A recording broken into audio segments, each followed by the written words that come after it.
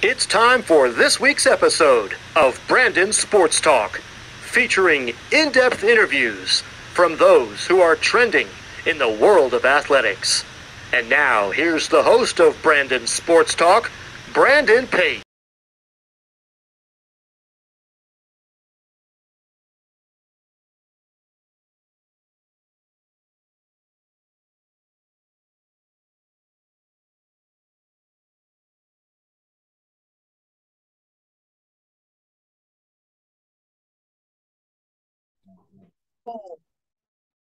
Welcome back to Brandon Sports Talk. In today's episode, I have the privilege to interview the St. Leo's head women's lacrosse coach, Coach Caitlin Hansen. How are you doing today? I'm good. How are you? I'm doing good. Can you talk about how you knew that you wanted to start coaching in college? Sure. So actually, my dad coached men's lacrosse. He coached at West Point Prep School when I was growing up. So we were always, on or near or around a college campus. So that was something that I had grown up doing, or at least, aware as a profession. And then when I graduated from college, I wasn't entirely sure what I wanted to do. My college coach asked me if I wanted to come back and be an assistant. So I just figured, sure, let's try it, see what happens. And I've been doing that pretty much ever since. Of course, what was that like following in your dad's footsteps of being a coach? Yeah, I think it's a really nice kind of a nice legacy in a way, and it gives me an opportunity to really connect with him. Like if there's something going on that I'm not really sure how to handle or advice on an offensive or defensive situation, anything like that, I can give him a call. And he's always been a big fan for me. So he comes to games and definitely gives plenty of feedback. So it's been, good for our relationship too, because there's, that's a big part of both our lives. So it's a nice topic of conversation all the time. What was it like going to Bryant University to play lacrosse? It was awesome. I was definitely the best 4 years I could have asked for college wise. I had a high school teammate who went there who was a grade above me. That was how I kind of first heard about it. Um, and I had an awesome experience there. It was exactly what I was looking for in a college. And I was fortunate enough that when I went to Bryant, it was a Division II school. And then my senior year, they announced they were transitioning to Division I.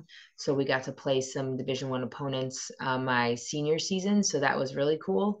And then when I came back to coach, my first year as a coach, we were at the Division I level, still in that transition period, but it was just cool to see the whole thing come full circle. How was that like, obviously putting on that Bryant jersey? Yeah, it was awesome. I definitely would love a day where, we put the jersey on and they call your name and you kind of run through, we like slap hands through a tunnel at the start of the game. And I would definitely love another day like that. Those were good days. What were some of your playing accomplishments? So I was an all conference player, an all region player my junior season. And then what was a really cool experience that I had when I was a player was the summer before my junior year. I got to play for a few days in Prague. We did like a trip. One of my teammates and I went, and that was a really awesome experience and an opportunity to kind of represent the U.S. in a way. It was really fun. And I think that really kind of shifted gears for me. Freshman and sophomore year were good years, but obviously junior and senior year, you need to take on more of a leadership role. And I think that trip was a really great opportunity to kind of push me in the direction I needed to be pushed to do that for junior and senior year. How was it like, obviously getting your start in coaching and coaching at your alma mater? Yeah, it was interesting because there's definitely players that you're close with, and all of a sudden now you're on the other side of the table from them, and it's like, okay, well, why did you do that? And I think there were definitely some boundaries I had to figure out early on, but I was fortunate that I had good teammates and they were super respectful of it. But initially, yeah, it was definitely weird being on the other side of all the coaches' conversations versus being in the huddle, wondering if we're going to run that day or not. It was definitely different from the other side. Of course, what was that transition like from coaching, being a player coach to obviously becoming a coach? Yeah, I think it was an easier transition than I would have expected. I think that I was a captain my senior year, so there was definitely some leadership role that had already kind of started. So I think the transition, made sense in a way. And we had a large freshman class that first year that I was coaching. So those are players that had no prior knowledge of me as a player. So I think that really helped, and I was able to kind of relate to them in a different way and know what they were going through as just student athletes at Bryant. So I think that actually helped in a lot of ways. How is it like coaching on the club level for New England? Yeah, so I coached it. So Team Elevate is a Long Island club, and they had a New England branch, and so I coached with them for 4 seasons, I think, and that was great because you got to work with players as young as third grade all the way through, right before they went off to college, and the recruiting piece was something that I really liked, like helping them figure out where they wanted to go because we had some really talented players that ended up doing some great things in college, and kind of seeing them evolve as players was fun, but also figuring out like what's going to be the best fit for them in the college search. Like it was nice to see that from the opposite perspective. Like obviously as a college coach, we look for players, we recruit them all the time, but seeing the other end of it and talking to the player who's going through it, I think that helped me as a college coach as well. How is it like leaving your alma mater to become a head coach for the first time? Yeah, it was hard. It was definitely weird. I was at Bryant for a long time, and I really loved all of my relationships there and all the friends I had, and just I think the campus in general. Fortunately, I didn't go very far. Johnston and Wales was probably like 25 minutes away from Bryant's campus. I didn't have to move where I lived, so that was really nice too. And that was a different experience entirely because it was a brand new program I was starting. So I think the fact that there was just so much to do right away was a good distraction from the fact that I was in like a totally new element. How is that like, obviously, as you said, starting a new program at Johnson and Wales? It was it was definitely interesting, and I think the most interesting part was, now when we see all these programs start, they give the coaches like a year or two to recruit, so that way they kind of know their team a little bit before they get there. So I was hired in July, and they were like, yeah, we're going to start competing in September. There's 10,000 kids at this school. There's got to be some who play lacrosse. So that was interesting. Unfortunately, we had a freshman who was spectacular. She ended up being rookie of the year in the conference. So we built a lot of things around her. And, we had a solid first season with kind of kids who weren't really, some of them hoped there might be lacrosse there. Some of them had heard there might be lacrosse there when they were going through the college process. But we finished 500 my first season. And then by year 3, we were in the conference championship. Year 4, we had won the conference championship. So we were able to recruit and get kids in. But initially, it was a little bit of a daunting task when you don't know anybody, you don't know any of these players and what they're capable of. And some of them, made the decision to come to the university without lacrosse being a component. So they're calling their parents to ask them to send their lacrosse sticks because we're having tryouts. It was definitely surreal compared to what it is now. But I think the best part about me being 26 years old and a head coach was I had no idea to know it was weird. Of course, in your 4 seasons at Johnson and Wales, what were some of your accomplishments? Yeah, so we won the conference championship and the regular season. We were actually undefeated in the regular season, my 4th season there, and that was awesome because we won our first conference title and we had made our first appearance as a program in the NCAA. And that was my last season there, but it definitely set them in like a nice path. Like for the past few years, they hadn't lost a conference game. They had won the conference championship and they'd gone to the NCAA tournament. We had some strong recruits in there. We had a player of the year, a rookie of the year, a goalkeeper of the year, and we had a lot of all conference players. So that was really awesome to see because we were able to get good pretty fast, and we had some really talented players that helped us do that. Of course, how was it like, obviously, seeing that inaugural team go and graduate, and then once they graduated, you left to obviously come to St. Louis, Elon? Yeah. So it was, leaving a job is always hard. But with them, we had started at the same time and I felt like we had accomplished what we had set out to do. So the goal was to win a conference championship. The goal was to go to the NCAA tournament. We did those things. And I felt like the younger players that were there, like they would continue on and keep the program kind of going in the right direction. So while it was hard to leave, I felt like, okay, we had done what we were supposed to do there. It would be a good time to go and see what the next step would be. And that step was St. Leo. What was that like coming to St. Leo and becoming their head coach? Well, it was a big adjustment because I went from Rhode Island to Florida. So not only was that a climate adjustment, but it was just, really moving. I wasn't all that familiar with the area. The conference was super strong, is super strong. And at the time, there was only 5 schools in the SSC that had women's lacrosse, but they were adding 2 more. So Embry-Riddle and Palm Beach Atlantic added that first season.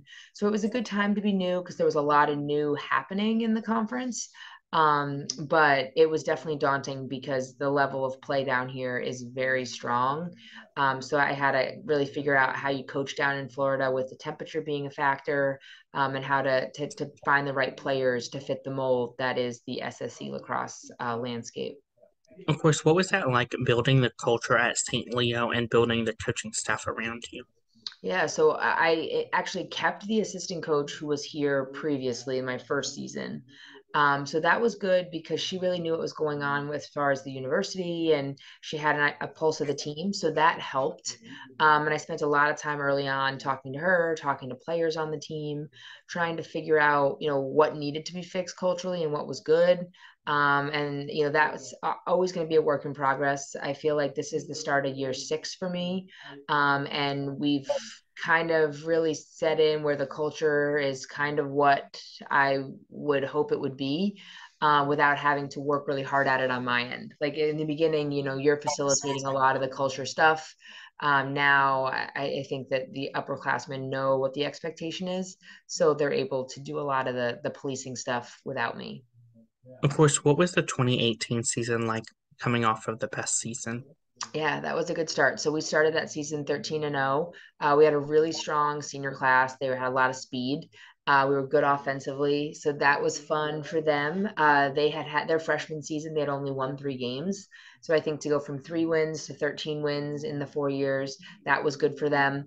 Definitely, you could see their confidence growing with each win, and it was just fun to be a part of that. Like you want to come down here and make a difference, and a fast start like that obviously makes you feel like you're doing something right. So that was really exciting. How is that following season in 2019 like being the program's best in Yeah, history?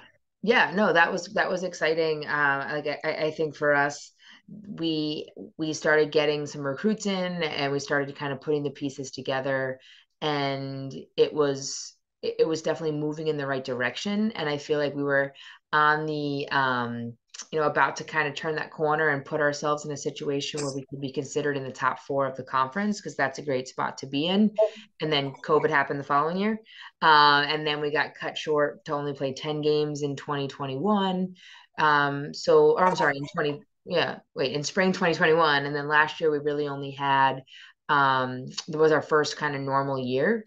So that, and we made the postseason last year. So I felt like we built on that momentum that we started in 2019, but COVID caused like a 2-year gap in the momentum. So it was nice to see though that the girls that were seniors last year could see like that it all kind of came full circle from their freshman year to senior year. Can you talk about, of course, the winning culture that you started to build for St. Leo? Yeah, so a lot of it came from, talking about where we wanted to be and how to get there. Like, I don't think the SSC is a conference that you just get better. Like, it's not an overnight thing. Like, you have to build on it, you have to figure things out. And we are still building on it. There are still teams in our conference we haven't been able to beat yet. But we recognize we had to kind of chip away at them one at a time. And we finally were able to consistently do that last season. And our conference has grown to 8 teams in the conference, including us. So we know we have to finish top 4 is the goal, so you can make the postseason.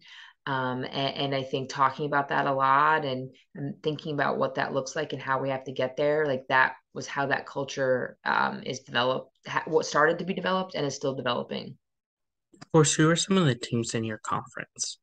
So Florida Southern, Tampa, Rollins, Florida Tech, Embry-Riddle, Palm Beach Atlantic, and Lynn all have women's lacrosse in our conference. Of course, what is that like, obviously playing in those Florida areas? Very hot. And it's totally different. Like up north, I feel like you're playing pretty much every game on turf. I think that you have certain home field advantages down here because we have some grass fields, some shorter fields, some off-site fields, and I think all of that adds to like the different, ambiance of these game days. And all of the teams in our conference are strong. All the schools in the SSC really value their sports. So I think for us, it makes the game day like extra heightened because there really aren't very many like pushover games. There's no games that you walk into thinking, oh yeah, we're going to blow this one out of the water. Like anybody can beat anybody, and every game is going to be competitive. So I think that that changes your mindset going in. Of course, what is that like, obviously, playing in those non-conference games where you can travel outside of the Florida area? Yeah, we really haven't had that opportunity in a long time. The last time we got on a bus and went somewhere was before the pandemic. So we're excited. This year we're going to North Carolina. We'll play 2 games up there to open the season, and we're doing 2 games on a trip to Alabama. So that's fun for us. We haven't gotten to do that, and I think that's really important team building. We have 40 players on our roster. So to do, a longer bus trip, nights in a hotel, like that is fun. And I'm excited for the senior class because the last time they got to do that was their freshman year. So we're excited to see how that type of travel helps us. Plus, it's nice to see different competition. Division 2 is based on regionalization, so you want to play teams in your region. So to get to Alabama, to get to the Carolinas, and see some different teams like that's good for us. In a lot of ways. And then we have a lot of teams who come down here for spring break. So we get to see teams from up north, teams from out west. And that's great too, because it's totally different styles of play that we don't see all the time down here. What are some of the game day traditions, and what is the game day atmosphere like at home? Yeah. So our locker room is adjacent to our stadium. So the girls do all sorts of crazy stuff to get themselves pumped in the locker room. I think eye black is a big game day tradition for our team. They wear a lot of it. Um, and kind of how they march out on how they come out on the field from the locker room pregame as the warm up music starts, like that's a big tradition for them. And post game, where we go at halftime, how we after the warm-ups go back into the locker room and come back out. We do a lot of different things at our field too that I think gets the girls excited and gives them a little bit of a competitive edge, I guess. And then one of the things we do post game, we have we're the Lions, so we have a kind of a stuffed lion that we award to players of the game, and sometimes that is the standout player, sometimes that's the standout teammate. Whoever has it from the game before or the day before is the person who then usually awards it. So that's kind of cool. And those are some of the traditions and things that we have here on a game day that helps get everybody's mind right and makes the atmosphere, more fun for them and gets them ready to compete. Of course, as head coach, what are some of your game day routines? So I wear the same shoes on game day. I'm a big heads up penny person.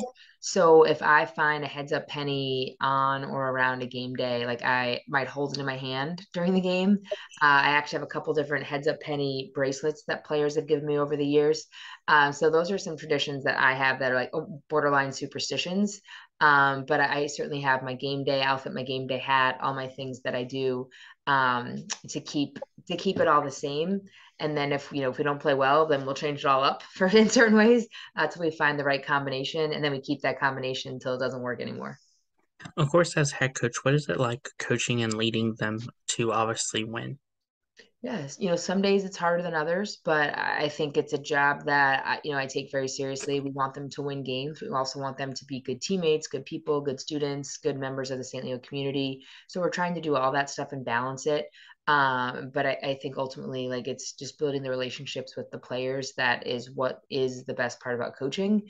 Because once you do that, they're more likely to do things for you and how you want them to do it. And I think as we build our relationship as player coach, you should see that translate hopefully into some really good lacrosse games and hopefully big wins on the field. What does the recruitment process look like for those prospective student athletes looking to play college lacrosse? Yeah. So I mean, summer tournaments, club tournaments in the fall, like those are really big, valuable things. All the college coaches get out there, go evaluate at those, and a lot of prospect days on campus. Right now, we're really in the early stages of our 2024 class. So the current high school juniors we're recruiting right now.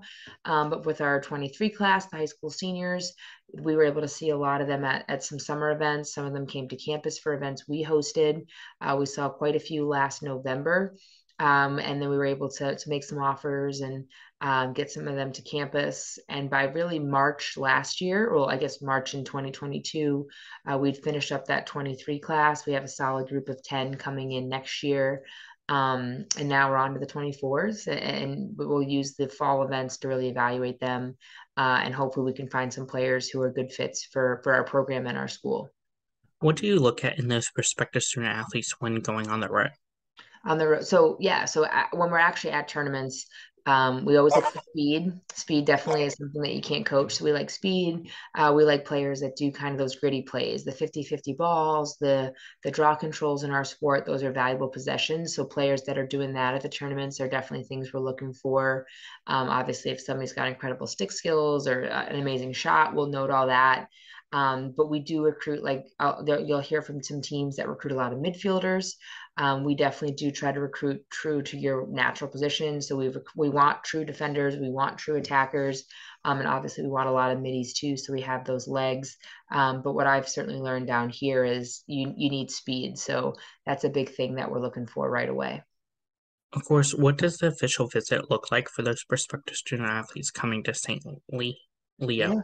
Yeah, so they'll come up. They'll be able to go to class with some of our girls, maybe eat in the cafeteria, depending on the timing. And then usually we do it as an overnight visit where they're hopefully watching practice at the Division II level. You can actually participate in practice. So sometimes they do that too, just to play with us and get a feel for what it's like to be on our team. They'll shadow the girls for the whole day, spend the night in the dorm, really, really understand what it would be like to be them.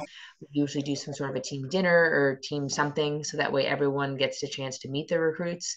And then hopefully the next day, we're able to kind of have a wrap up meeting and seal the deal. Maybe there's, a soccer event or a basketball event or something they can go to too. We've used volleyball as well. We tend to do a lot of our official visits, some in the fall and some in the spring. So if they can come to our games, that's a bonus. But usually there's enough. We have 21 sports at St. Leo. So usually there's something going on because I do think it's important for recruits to see the game day atmosphere and go to games as well. As a head coach, what is it like getting to see them put on that jersey for St. Leo and fall in love with the colors? Yeah, I think it's really important to see that. Like we especially freshmen in their first game, like you see them all, taking pictures in their uniform and there is no greater feeling than putting on your college uniform and going out there on game day. So I definitely want them to enjoy that because I do love to see how excited they get. And we, like I said, we do a lot of eye black. So as they're eye blacking up and putting their game face on, you can see how pumped they are. And I do think that's a really cool thing to see. What are some of your future plans for the St. Leo field hockey program? Yeah, yeah. Well, so what we're hoping to do is we're hoping to, for us, we haven't made an NCAA appearance as a team. So we're hoping that we'll be able to finish high enough in our conference and in our region that we can do that, make our postseason tournament in the SSC. But the ultimate goal and a big reason why I moved down here is that a team in our conference has already won a national championship. So that's obviously a professional goal of not just mine, but I think for the whole team. So that's something that is always going to be what we're trying to work toward every day in practice, and certainly as we make our schedules and play our games each spring. What advice would you give those prospective student athletes looking to play college women's lacrosse? Yeah, I think keep an open mind. There's tons of schools out there. We talk to a lot of kids that are kind of D1 or bust. But sometimes, that might not mean a lot of playing time as a freshman or a sophomore. And there's schools down here and schools in Division II and Division III where you could be a major contributor right away and have an awesome experience. So I think have an open mind, take your official visits, visit your schools, and find that best fit for you. Because we've been fortunate that we have some players who, some of them have transferred in, started at the Division I level, wasn't what they were looking for, and they came here and have been great players for us. And then there's other players who just, they know they want Florida or they know they want Division II, and we've been able to get some really great players that way. What advice would you give those people that are looking to play professionally, whether it's Athletes Unlimited or the U.S. lacrosse? Yeah, I think go for it. Like, I mean, it's such an awesome opportunity that we have. Not every grade that has come through and graduated from college has had that chance. So I think if that opportunity presents itself, like it's something worth pursuing. and do it all the way, like do it with full passion and see where it takes you, because that's an awesome thing that we have available now to all of our athletes. What advice would you give those future college coaches looking to become coaches on the lacrosse level and even head coaches? Yeah, I think that, watch a lot of lacrosse, period, but watch a lot of college lacrosse, know what's going on in the college lacrosse landscape. I think that helps you when positions start to open. You're able to talk intelligently about that program, about what the scene is like, and maybe that conference or that division. And talk to people in the profession. There are a lot of open women's lacrosse jobs right now out there. And I think a lot of people are too afraid to apply for them, but apply and see what happens. I didn't think that I was ready to be a head coach when I got my first head coaching job, because I was like, oh, I'm too young. I don't know that I'm supposed to be a head coach yet. But all of this is just figuring out on the fly. Even now, like, stuff comes up, and I am like, oh wow, I have no idea how to handle this, but we'll figure it out. And that's what coaching is, just kind of figuring stuff out. So I think don't be afraid to pursue any opportunity that's out there. That's great advice. Where can my listeners find you at on social media along with the St. Leo lacrosse program app? Yeah, so at St. Leo, so St. Leo Women's Lacrosse.com, or well, not .com, but St. Leo Women's Lacrosse is our Instagram, Twitter. You can find us on Facebook. We have all of that social media there. And then stleolions.com is the main St. Leo website, and you'd be able to kind of find everything there. And most of my stuff that I do, I put out through that as well. So that's a great place to learn more about me and about St. Leo. Thank you again, Coach Caitlin Hansen, for your interview, and best of luck in your future as you begin this journey as the St. Leo head coach. Yeah, awesome. Thank you so much for having me. You can find Brandon Sports Talk on Facebook at Brandon Sports Talk, Instagram at Brandon Sports Talk, Twitter at Talk_Brandon, and you can find me on YouTube at Brandon Sports Talk. Don't forget to like, comment, and subscribe. Thank you again, Coach Caitlin, for your interview, and best of luck in your future. Thank you. Have a good one. You've been watching Brandon Sports Talk. Please feel free to like, share, and subscribe to Brandon Sports Talk on social media and on YouTube.